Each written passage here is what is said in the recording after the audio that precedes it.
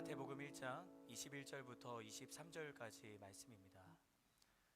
우리말 성경 마태복음 1장 21절부터 23절까지의 말씀을 저와 여러분이 한 절씩 교독하도록 하겠습니다. 마리아가 아들을 낳을 것이니 그 이름을 예수라 하여라. 예수가 그의 백성을 그들의 죄로부터 구원할 것이다. 이 모든 일이 일어나게 된 것은 주께서 예언자를 통해 말씀하신 것을 성취하기 위함이었습니다. 함께 읽겠습니다. 처녀가 잉태하여 아들을 낳을 것이요 그를 임마누엘이라 부를 것이다. 임마누엘이란 하나님께서 우리와 함께 하신다는 뜻입니다. 아멘. 우리 말씀 나누기 전에 잠깐 기도하겠습니다. 사랑하는 하나님 감사합니다. 오늘도 우리 가운데 예배의 자리를 허락하심을 감사합니다. 성탄의 참된 의미와 기쁨을 하나님의 말씀 안에서 발견하는 귀한 예배의 자리가 되게 하여 주옵소서. 제주 크블팀을 기억하시고 또 이곳에서 함께 예배하는 자들과 또 유튜브 영상을 통해 함께 예배하는 자들이 성령 안에서 함께 주의 깊은 임재하심 속에 들어가서 말씀을 통해 성령님 우리를 가르쳐 주시고 하나님께서 기뻐하시는 의의 길로 함께 나아가는 귀한 시작이 되게 하여 주옵소서. 감사드리며 사랑하는 예수님의 이름으로 간절히 기도합니다. 아멘. 네, 어김없이 성탄절이 찾아왔습니다. 여러분 어떠세요? 별로 반응이 별로 없으시죠? 그런 것 같아요. 어김없이 성탄절이 우리에게 찾아오다 보니까 점점 더 그 성탄절의 의미와 성탄절을 어떻게 보내야 되는 것인가에 대해서 우리는 많은 생각들을 하게 되는 것 같습니다. 성탄절 또는 크리스마스가 우리에게 주는 의미가 여러분 무엇이라고 생각을 하세요? 이날은 우리 모두에게 어떤 의미로 다가오고 있을까요? 아마도 우리 모두가 서로 다른 삶의 자리를 살아가고 있기 때문에 아마도 성탄절이 같은 의미로 받아들여지지는 않을 것이라고 생각이 들어요. 성탄절이 주는 여러 의미들 중에 중요한 한 가지는 같이 한번 따라해 주시겠어요? 함께함. 그래요. 함께함이라는 생각이 듭니다. 사랑하는 이들과 함께 모여서 성탄절을 보내면서 성탄절에만 느낄 수 있는 특별한 따뜻함과 특별한 즐거움이 있는 것 같아요. 아마 우리 각자가 떠올릴 수 있는 성탄절의 소중한 기억들이 있을 것입니다. 한번 떠올려 보세요. 다 있으시죠? 특별히 크리스천으로 청년의 자리에서 살아가는 우리가 이 성탄절을 보내며 함께함의 의미를 발견하고 공유하는 것은 매우 중요합니다. 왜 중요할까요? 대한민국 청년들은 외로움의 시대, 허전함의 시대 속에 살고 있는 것 같습니다. 한국청소년정책연구원이 2021년 만 18세부터 34세까지 전국 청년 2천여 명을 대상으로 설문조사를 했는데요. 그 설문조사에 따르면 청년 10명 중에 1명이 세상에 나 혼자 있는 듯한 외로움과 허전함을 느끼고 있다고 해요. 또한 외부 활동을 거의 하지 않고 집에서만 머문다고 응답한 청년도 20명 중에 1명꼴로 있다고 합니다. 이렇게 사회적으로 고립된 청년들을 가리켜서 고립청년이라고 부른다고 하더라고요. 물론 과거에도 이 같은 고립청년의 문제가 없었던 것은 아닐 겁니다. 하지만 최근 들어 더욱 이 문제가 두드러지게 된 이유는 3년여의 코로나 팬데믹의 상황과 점점 어려워지는 취업 문제로 인해서 청년들이 스스로 사회적 고립을 선택하게 되었다는 거예요. 고립 청년 문제는 그 자체로도 사회적인 문제이겠지만 그로 인해 다양한 사회적 문제들을 양상하게 된다는 것입니다.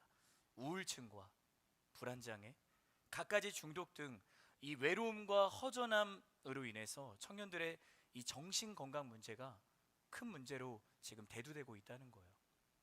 심지어 영국에서는 이런 것도 한다 하더라고요. 그 심각성을 알고 외로움을 질병으로 규정하기까지 했대요. 그래서 국민들이 느끼는 외로움을 관리하는 특별 부서가 신설되기도 했다고 합니다. 놀랍지 않습니까? 그러다 보니까 사랑하는 가족, 사랑하는 친구들과 함께 모여 특별한 따뜻함과 즐거움을 공유하던 성탄절의 자리와 시간, 그 의미가 시간이 지날수록 점점 더 옅어져 가고 있는 것을 우리는 볼 수 있습니다. 아니, 외로움과 허전함을 달래고 위로하기 위해서 각종 유흥과 오락, 혼자 문화 등이 함께함의 자리를 대체해 가고 있는 것이죠. 시간이 지날수록 점점 더 함께하는 자리는 사라져 가고 있는 것 같습니다. 함께함, 이 함께함의 의미를 발견하고 공유하는 성탄절. 여전히 이날은 우리에게 그 함께함의 의미가 그 의미 그대로 다가오고 있는가? 아니면 외로움과 허전함의 시대, 그 한복판을 살아가면서 우리가 그리스도인이지만 함께함이 아닌 외로움과 허전함을 느끼고 있지는 않은가? 만일 그러하다면 왜 우리는 성탄절이 주는 이 함께함의 의미를 다시 발견하고 공유해야 하는 것인가? 이것이 오늘 말씀을 나누면서 여러분에게 드리는 질문이에요.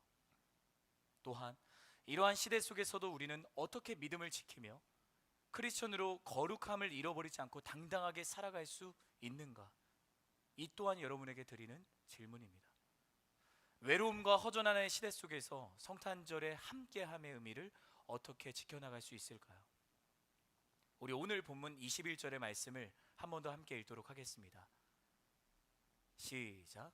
마리아가 아들을 낳을 것이니 그 이름을 예수라 하여라. 예수가 그의 백성을 그들의 죄로부터 구원할 것이다. 오늘 본문은 한 사람이 태어난 사건을 주민하고 있습니다. 그리고 그 사람의 어머니로 보이는 한 여인의 이름이 등장하고 있는데요, 그녀의 이름은 마리아입니다. 그런데 본문을 가만히 살펴보면 본문이 시작되는 첫 마디에서부터 사실 우리의 시선에서는 그 내용을 받아들이기가 쉽지 않다는 것을 보게 됩니다. 왜 그럴까요? 우리는 그 이유를 마리아가 누구였는가 소개하는 오늘 본문 이전의 18절 말씀을 통해 찾을 수 있어요. 우리 18절 말씀을 함께 읽어볼까요? 같이 읽겠습니다. 시작. 예수 그리스도의 태어나심은 이렇습니다. 그의 어머니 마리아는 요셉과 약혼한 사이였습니다. 그런데 결혼하기 전에 마리아가 성령으로 임신하게 된 사실이 알려졌습니다. 그리고 마리아는 요셉과 약혼한 사이였다라고 18절은 이야기를 합니다. 이 우리말 성경역에서는 약혼이라고 되어 있지만 개역 한글역에서는 정혼이라는 같은 단어로 번역을 하고 있어요. 정혼은 무엇인가? 정혼은 오늘날의 결혼과 약혼 사이에 있다고 보면 돼요. 약혼보다는 서로의 관계에 대한 책임의 무게가 훨씬 더 나가는 것이 바로 유대 사회에 있었던 정혼이라는 제도였습니다. 그래서 이 유대 사회의 전통에서 약혼은 가능과 같은 특별한 이유가 없으면 파기할 수 없었고, 한 번 약혼하게 되면, 정혼하게 되면 법률적으로 결혼한 것과 같은 효력을 발휘했다고 합니다. 이러한 약혼의 기간은 거의 1년 정도 지속이 되었고, 그 후 정식으로 결혼하고 나서야 둘이 함께 살 수 있었다고 해요. 이러한 사실이 우리에게 무엇을 말해줄까요? 지금 마리아는 요셉과 함께 살고 있지 않았다는 거예요. 그럼 생각해 볼까요? 약혼남 요셉은 아직 마리아와 함께 살고 있지 않습니다. 그런데 자신의 약혼녀가 임신을 했다는 사실을 알게 된다? 여러분 어떨 것 같으세요? 우리가 말씀을 보니까 아 그렇구나 라고 할 수 있지만 이건 엄청난 일인 거예요.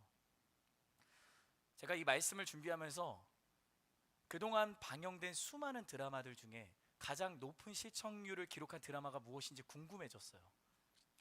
그래서 제가 찾아봤어요. 그랬더니 탑 시청률을 기록한 드라마가 1996년도 K-2 채널에서 방영된 첫사랑이라는 드라마더라고요.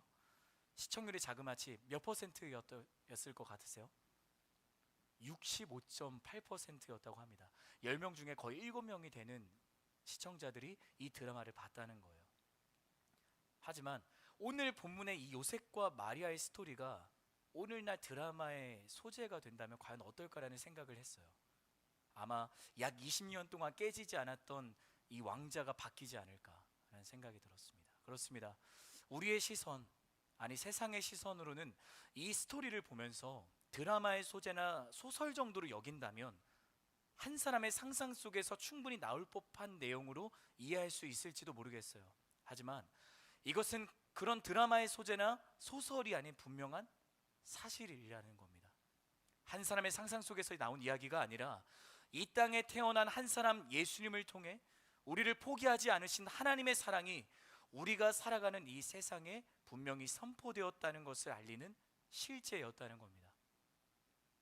그렇기 때문에 이 말씀은 이해의 수준에 머무르지 않고 우리 가운데 일어난 분명한 사실, 역사였음을 우리는 기억해야 됩니다. 여러분, 우리가 보고 있는 성경은 살아계신 하나님의 말씀입니다.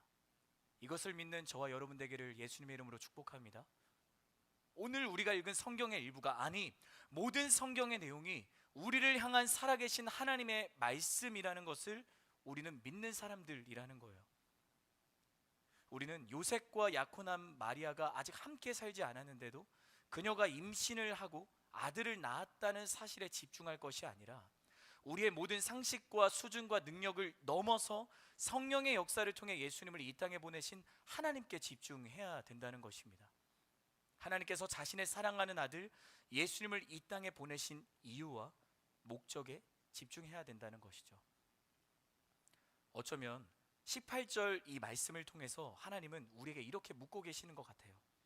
너희가 예수 그리스도가 태어난 이 사건을 상상이나 허구가 아니라 분명한 사실과 너희 가운데 일어난 실제임을 믿느냐?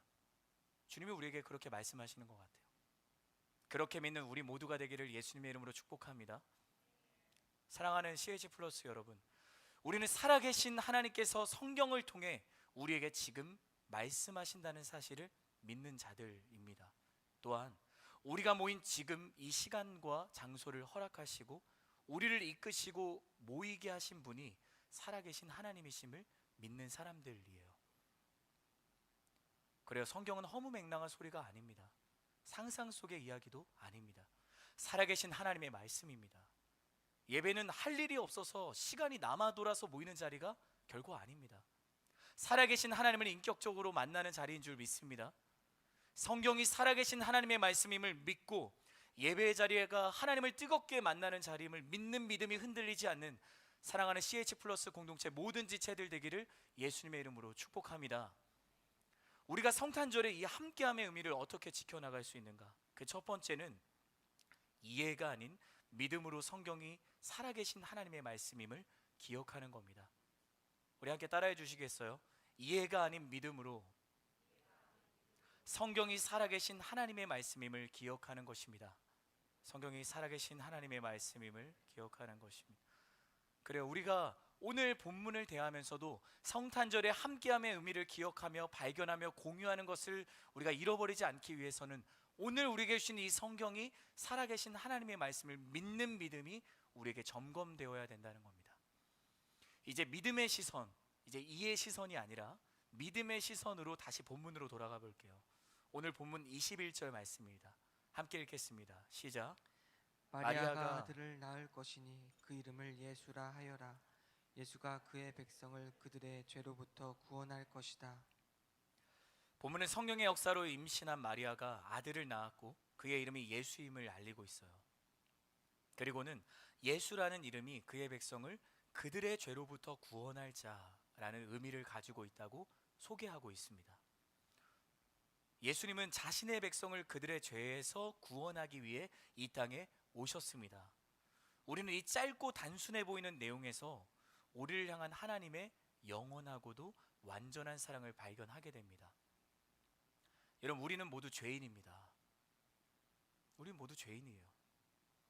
누가 죄를 선택하라고 우리에게 말한 적이 없어요. 창세기의 아담과 하와가 하나님처럼 되려고 했던 교만을 선택했기 때문에 우리가 어쩔 수 없이 죄인이 된 것도 아니랍니다. 여러분, 하나님은 우리를 존귀하게 지으셨습니다. 우리로 하나님 한 분만을 바라보고 살아가게 하셨어요. 하나님을 예배하는 것이 우리 삶의 목적이었고 살아가는 이유가 되었습니다. 하나님은 우리를 하나님과 함께하는 자로 창조하셨습니다.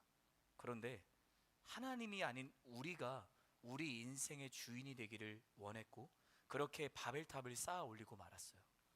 하나님 한 분만을 바라보는 것을 이제는 지루하게 된 거예요. 실증이 나기 시작했어요. 그래서 하나님을 기쁘시게 하기를 어떻게 한 거예요? 거절한 겁니다. 오로지 자기 자신을 즐겁게 하고 만족하게 할 다른 대상들을 찾기 시작했다는 겁니다. 하나님을 예배하는 것이 유일한 삶의 목적이고 이유였던 우리가 세상의 정욕과 즐거움으로부터 내가 살아갈 이유와 목적을 찾기 시작했다는 거예요. 이것이 다른 누군가의 이야기일까요? 아니, 우리 모두의 이야기입니다. 함께함의 성탄절의 의미가 왜 사라지고 있는가? 왜 이 시대가 외로움과 허전함을 달래고 위로하는 시대가 되어버렸는가? 그것은 하나님과 함께하는 자로 창조된 우리가 하나님을 거절하고 죄와 함께하는 삶을 선택했기 때문입니다.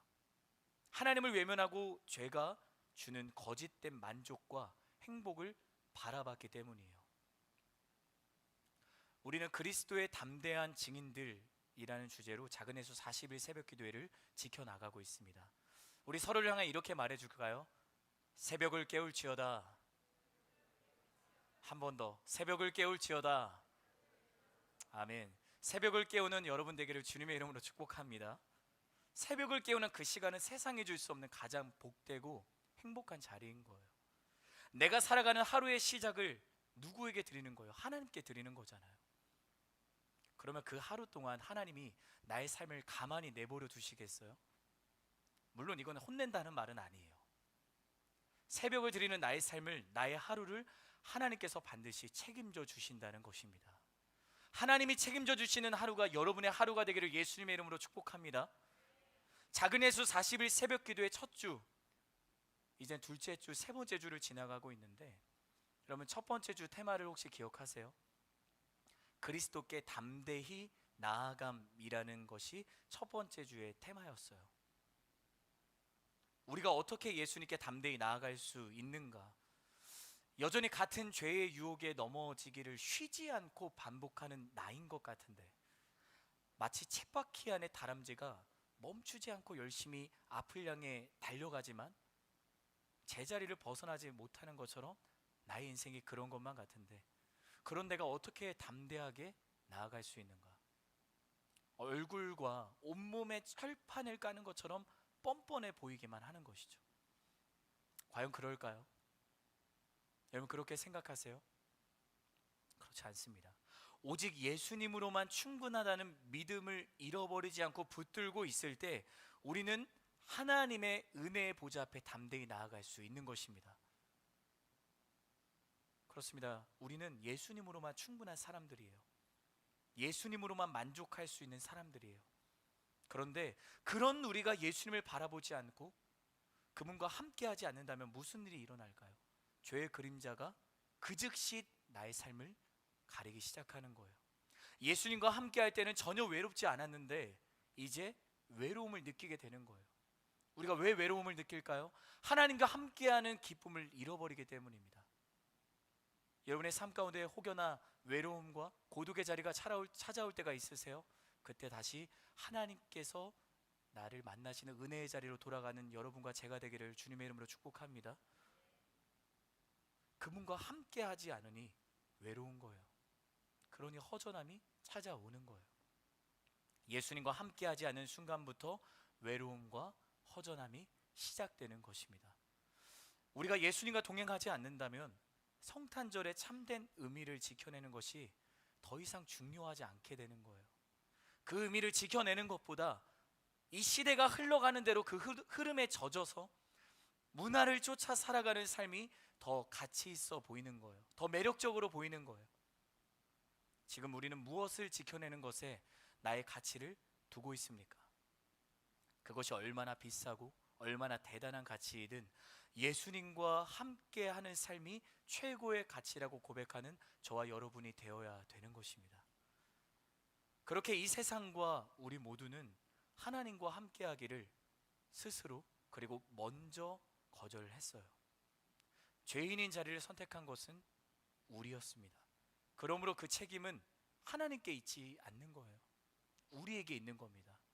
그런데 본문에서는 그런 우리를 누구라고 지금 말하고 있을까요? 보세요. 우리가 죄인인 걸, 네, 하나님께서 우리를 죄인이라고 부르시는 것이 마땅한 거잖아요. 우리가 죄인인데. 우리 본문을 보면 마리아가 아들을 낳을 것이니 그 이름을 예수라 하여라. 예수가 그의 백성을 그들의 죄로부터 구원할 것이다. 하나님은 우리를 여전히 죄인이 아니라 자기 백성이라고 부르고 계시는 거예요. 그렇습니다. 예수님의 이름에 나타난 하나님의 사랑은 하나님이 아닌 죄를 스스로 선택하고 하나님을 먼저 거절한 우리를 그분은 여전히 자기 백성이라고 부르고 계신다는 겁니다. 여전히 자신의 자녀라고 말씀하신다는 겁니다. 그래서 사도 바울은 로마 교회에 보낸 편지 로마서에서 이렇게 당당하게 고백하는 겁니다. 우리 로마서 5장 8절 말씀을 개역개정역으로 한 번 더 우리 함께 읽도록 하겠습니다. 같이 읽겠습니다. 시작. 우리가 아직 죄인 되었을 때 그리스도께서 우리를 위하여 죽으심으로 하나님께서 우리에게 대한 자기의 사랑을 확증하셨느니라. 우리가 아직 죄인일 때 하나님은 이미 그때, 우리가 죄인인 그때 우리를 향한 자신의 사랑을 완전히 나타내시기로 결정하신 거예요. 그리고 우리를 위해 예수님을 이 땅에 보내셨고요, 그분의 십자가의 죽으심과 부활하심으로 우리에 대한 자기의 사랑을 확증하신 겁니다. 여러분, 확증이란 말은 100%라는 거예요. 90%도 아니고 100%라는 겁니다. 하나님의 사랑으로 오신 예수님은 조금 더 주저하지 않으셨고 망설이지도 않으셨고 100% 사랑으로 우리를 위해 기꺼이 자기의 생명을 포기하신 거예요. 그래요. 하나님은 처음에도 그랬고 우리가 하나님을 선택하지 않았을 때도 그랬고 지금도 그렇고 앞으로도 계속 변함없이 우리를 사랑하십니다. 우리는 변한다고 해도 하나님은 변하지 않으세요. 우리는 하나님과 여러 가지를 같이 두고 저울질하면서 고민하지만 하나님은 고민하지 않으세요. 언제나 아무것도 상관하지 않고 우리를 사랑하시는 겁니다. 바로 그 사랑이 죄인인 우리를 자기 백성이라고 부르시는, 또 우리를 죄로부터 구원하시기 위해 오신 분이라는 예수라는 이름의 의미에 담겨 있는 겁니다. 우리가 성탄절에 함께함의 의미를 어떻게 지켜나갈 수 있는가? 그 두 번째는 예수라는 이름 속에 100% 담긴 하나님의 완전하고 변함없는 사랑을 기억하는 것입니다. 여러분, 예수라는 이름 속에 100% 하나님의 사랑이 담겨 있는 줄 믿습니다. 우리는 그 예수의 이름을 오늘도 부르짖는 거예요. 그 예수의 이름을 우리는 오늘도 고백하는 거예요. 오늘 본문 23절 말씀, 오늘 본문 23절 말씀을 한 번 더 함께 읽도록 하겠습니다. 시작. 처녀가 잉태하여 아들을 낳을 것이요 그를 임마누엘이라 부를 것이다. 임마누엘이란 하나님께서 우리와 함께 하신다는 뜻입니다.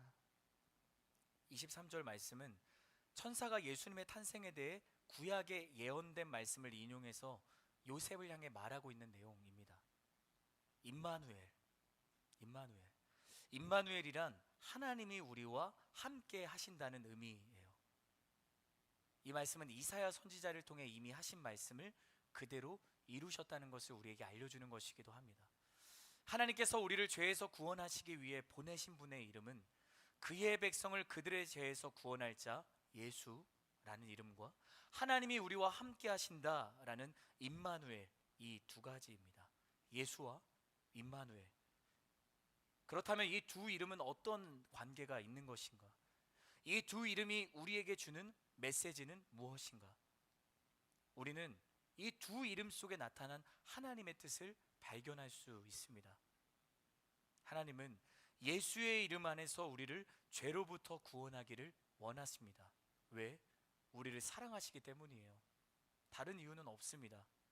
그것이 하나님의 뜻이에요. 하나님은 임마누엘이라는 이름 안에서 우리와 함께 하시기를 원하세요. 왜?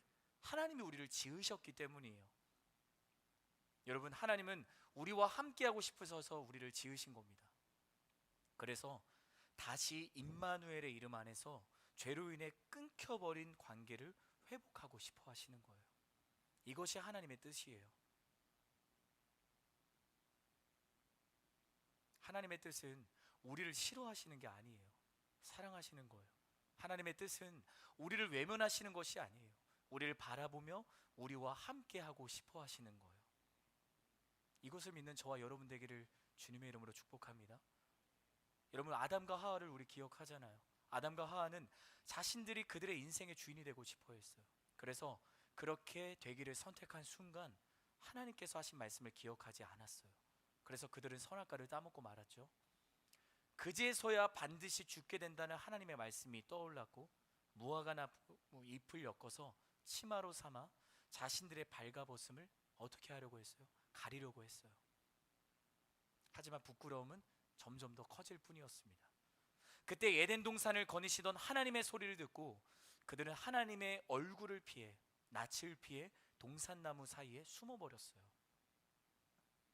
우리가 크리스천으로 살아가면서 순종이 아닌 타협의 자리를 선택할 때가 있죠.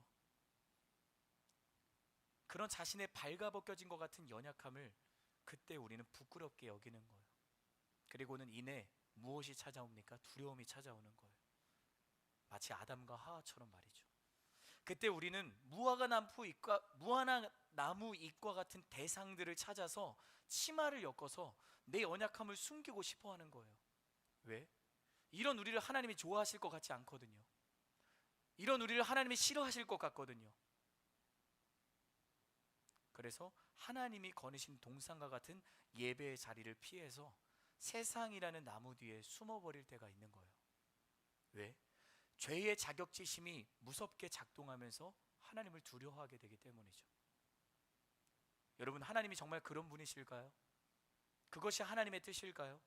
우리 창세기 3장 9절 말씀, 창세기 3장 9절 말씀을 함께 읽도록 하겠습니다. 시작. 여호와 하나님께서 아담을 부르시며 네가 어디 있느냐 하고 말씀하셨습니다. 여호와 하나님께서 아담을 부르시며 내가 어디 있느냐 하고 말씀하셨습니다. 여러분, 왜 하나님이 아담을 부르셨을까요?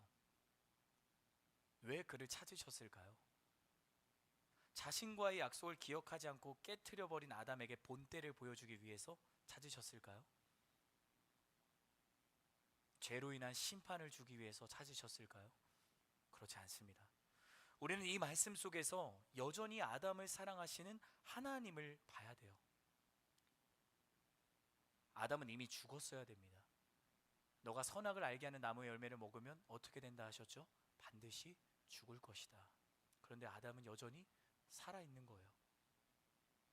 이미 아담은 하나님과 함께하기를 거부했습니다. 아니, 이젠 더 이상 하나님과 함께할 수 없는 죄인의 자리에 있는 사람이었어요. 그가 스스로 존귀한 하나님의 자녀임을 포기해버렸잖아요. 그런데도 하나님은 그의 이름을 부르시는 거예요. 그리고 그가 어디 있는지를 묻고 계시는 거예요. 하나님은 여전히 지금 그와 함께하고 계시네요. 아담은 거부하고 아담은 포기했을지 몰라도 하나님은 아담을 선택하고 포기하지 않고 계시는 거예요. 그래서 말씀하시는 거예요. 네가 어디 있느냐? 흔들리고 무너진 믿음이 다시 회복되기를 원하십니까? 믿음으로 다시 일어서기를 원하십니까? 그럼 우리를 사랑하시는 하나님의 선하신 뜻을 바라보는 저와 여러분 되기를 바랍니다. 죄의 자격지심을 벗어버리길 원하십니까?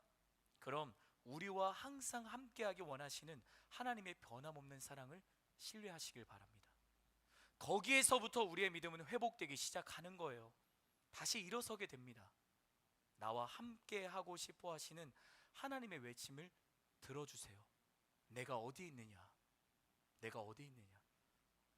아담에게 하신 것처럼 나의 이름을 부르시고 세상 속에 숨어 있는 나를 결코 포기하지 않으시는 그 외치는 하나님의 사랑을 신뢰하기를 바랍니다. 그때서야 비로소 우리는 죄의 자격지심을 모두 벗어버리고 은혜의 옷을 입고 그리스도의 담대한 증인으로 달려나가게 될 것입니다. 그게 예수의 이름 안에, 임마누엘이라는 이름 안에 가득 담겨 있는 거예요. 우리가 성탄절에 함께함의 의미를 어떻게 지켜나갈 수 있는가? 마지막 세 번째는 하나님이 우리와 함께하고 싶어 하신다는 그분의 뜻을 기억하는 것입니다. 말씀을 정리하겠습니다.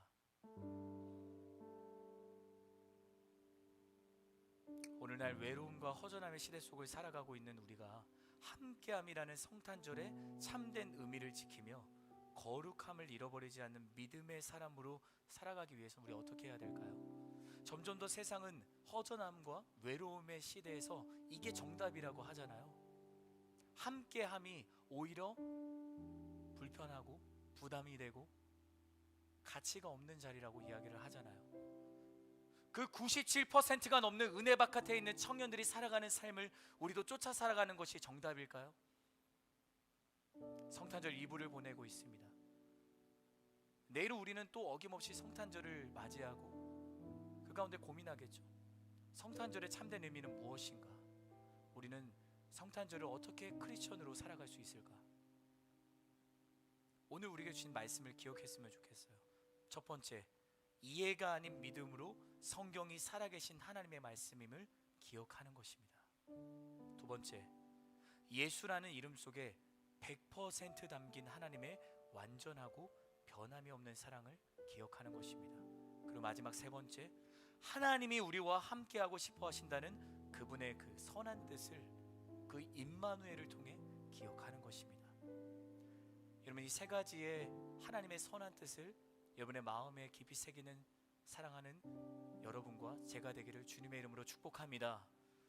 이 땅에 오신 임마누엘 예수님을, 죄인인 우리를 여전히 자기 백성이라고 부르시고 우리를 죄에서 구원하시기 위해 자신의 생명을 아까워하지 않고 우리에게 주신 그 예수님을 바라보는 믿음이 지금 이 자리에서 다시 회복되고 일어나는 귀한 예배의 자리가 되기를 예수님의 이름으로 축복합니다. 아담과 하와를 포기하지 않으신 주님, 여전히 그들을 선택하시며 이미 동산에 거닐면서 아담아 네가 어디 있느냐, 아담아 네가 어디 있느냐, 포기를 모르는 하나님의 그 외침을 듣고 두려움의 자리, 허전함의 자리, 외로움의 자리, 좌절의 자리, 우울의 자리, 모든 그 죄의 어두움의 자리에서 그 주 앞에 그 찬란한 빛의 자리로 나오는 사랑하는 저와 우리 귀한 CH 플러스 공동체에 된 지체들 되기를 주님의 이름으로 축복합니다. 그러한 하나된 공동체가 되었으면 좋겠어요. 그래서 하나님, 우리가 정말 하나님께서 기뻐하시는 CH 플러스 되게 하여 주옵소서. 시간을 뚫고 이 땅 가운데 찾아오신 예수님을 만나는 예배의 자리가 되게 하여 주옵소서. 이렇게 그렇게 함께 그 믿음의 시선을 붙들고 우리 찬양하며 나아갑시다.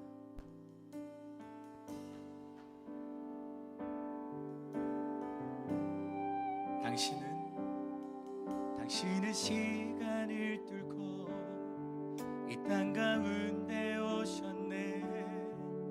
우리 없는 하늘 원치 않아 우리 삶에 오셨네. 자신의 편안 버리고 우리에게 평안 주셨네. 가장 낮은 자의 모습으로 우리 삶에 오셨네. 하나님 우리와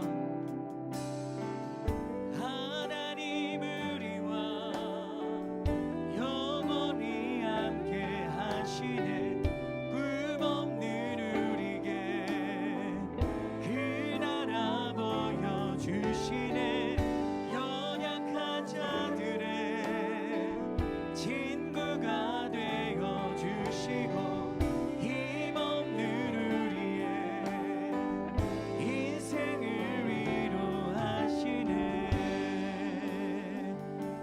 고백하며 나아갑시다. 당신은 시간을